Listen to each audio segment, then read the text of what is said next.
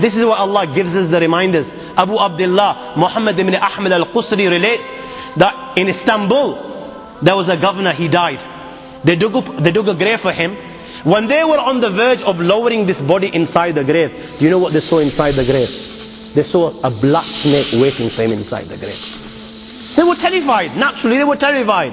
They didn't want to bury this guy inside this grave, so they dug another grave. Now they've spent hours digging the second grave. They're on the verge of lowering the body inside the grave, and you know what? The same snake they saw in the first is waiting in the second. They dig a third grave. A third grave. And they find, when they're on the verge of lowering this grave, all of a sudden, out of the blue, they find the same black snake inside the grave.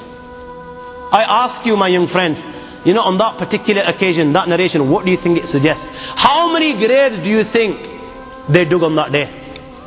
4, 5, 6, 7, 8, 10, 15, 20, 25, 30 graves.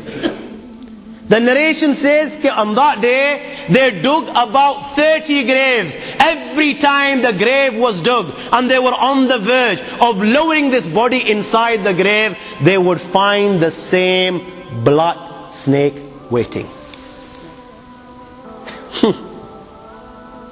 Where are you going to hide?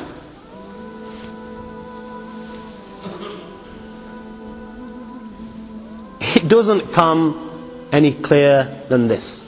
Where are you going to hide? Where? Allah.